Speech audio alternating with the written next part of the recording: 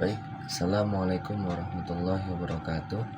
Saya Muhammad Turtusi Afrizal Perdana dari TIS 23P1 dengan NIM 1123150012. Jadi kali ini saya akan mempresentasikan atau menjelaskan sedikit dari aplikasi yang telah saya buat pada mata kuliah jaringan syaraf tiruan.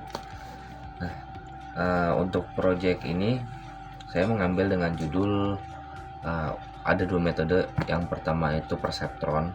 Nah, dari perseptron itu saya mengambil konsep untuk pengecekan makanan apakah sehat untuk dikonsumsi atau tidak. Nah, yang kedua itu saya menggunakan metode LVQ yang dimana di dalamnya itu konsepnya rekomendasi snack nih. Kira-kira snack ini bagus apa enggak nih buat nugas atau segala macam. Nanti kita akan lihat sendiri aplikasinya. Oke, langsung aja kita ke aplikasinya. Let's go. Oke, jadi di sini kita langsung mulai aja ya jalanin aplikasinya. Nah, di sini tuh saya menamakan ZenByte Assistant ya, karena ini temanya juga ZenByte Zende kalau tidak salah. Ini saya mengambil namanya sedikit dengan nama ZenByte menu. Untuk fitur yang pertama itu kita ada pengecekan menu menggunakan metode perseptron ya. Nah, di sini kan ada dataset nih. Di sini udah ada dataset. Fungsi dataset di sini itu untuk sebagai acuan ya, kita bisa ngeliat data apa aja yang udah ada di sini. Nah, di sini juga ada diagram datasetnya ya.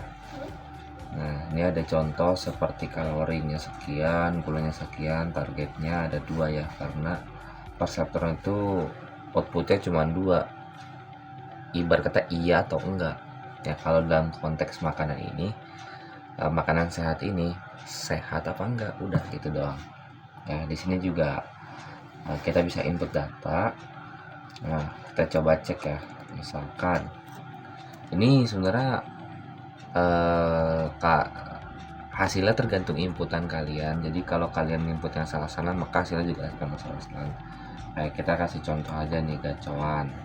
Misalkan kalorinya ini hanya contoh ya, ini kita bisa ketik, kita bisa gunakan button juga ya, tambah atau kurang. Kita coba ketik di angka 500 aja deh. Untuk gulanya itu kita coba di angka 50. Nah, di sini kita juga belum ada histori pengecekan karena ini kita pertama kali. Kita cek set. Oh, di sini udah terdapat warning nih, high sugar warning, yaitu makanan tinggi gula atau kalori. Nah, di sini juga ada data inputnya sesuai nama dataset ya. Ini patokan tuh dataset di sini yang udah ada logonya atau simbolnya. Nah, kita berada di posisi atas nih ya. Hitungannya kan pasti udah berbahaya tuh. Jangan.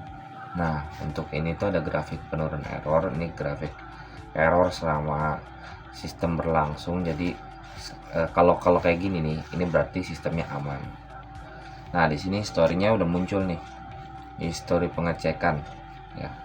Nah, ini kalau kita misalkan udah udah ngecek kayak gini, bikin history, nanti di codingannya itu ada nanti dia tuh ada history check. Nah, di sini ya, itu kalau kita sudah melakukan pengecekan. Nah, coba kita sekarang hapus clear all history.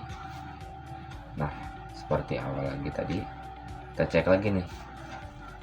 Nah, sudah tidak ada ya di sini ya. Nah, ini pun sudah logonya udah strip begini, jadi kita otomatis akan terhapus.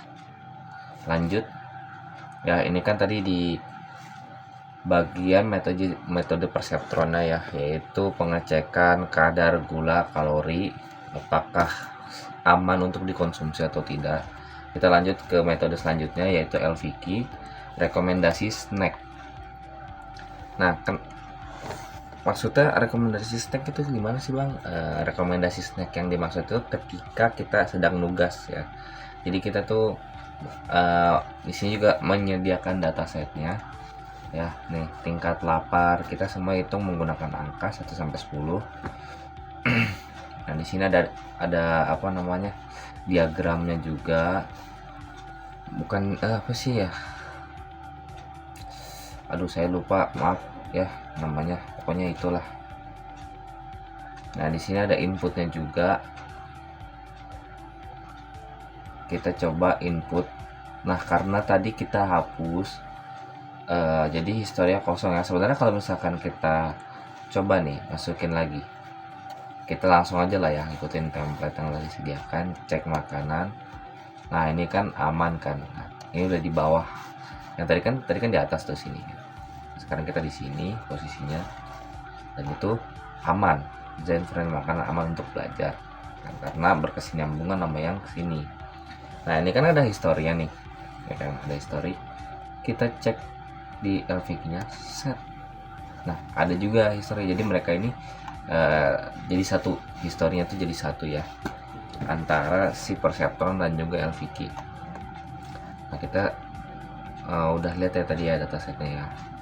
Nah kita anggaplah ini tuh si pakar yang udah apa ya, pernah ngerasain takaran ini berapa jam lagi nih, ini kira-kira makan apa lagi yang harus dimakan nih kalau misalkan sisa waktu belajar atau nugas kita sekian dan tingkat kelaparan kita sekian. Ini anggaplah pakar ya yang udah paham betul, jadi kita tinggal masukin aja tingkat kelaparan kita, misalkan kayak belum laparnya tuh udah nggak terlalu lapar ya, kita taruh di angka 6.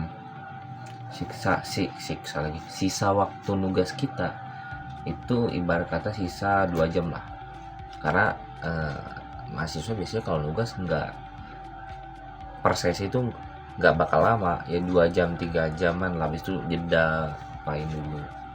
Nah kita coba lihat rekomendasinya kayak apa. Nah di sini di rekomendasi ini tuh buah segar, karena nih ya kan ada 3, yang biru itu makanan padat, yang hijau itu buah segar, yang merah itu kopi atau dark coklat ya. Nah sama kan nih, ini ya kita kan posisinya di sini ya, 1 2 3 4 5 6. Nah, di sini kan kita taruh 6. Nah kita lihat nih masih satu baris kan di angka 2 ini ya kan tuh ya, sesuaikan nama yang buah segar nih.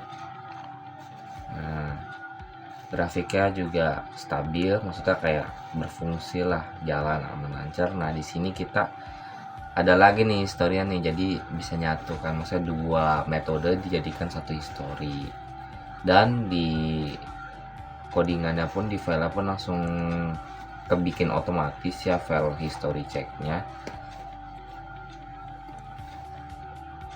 Paling itu aja sih dari saya untuk penjelasan mengenai aplikasi yang telah saya buat, hasil implementasi dari apa yang saya pelajari pada mata kuliah jaringan saraf tiruan.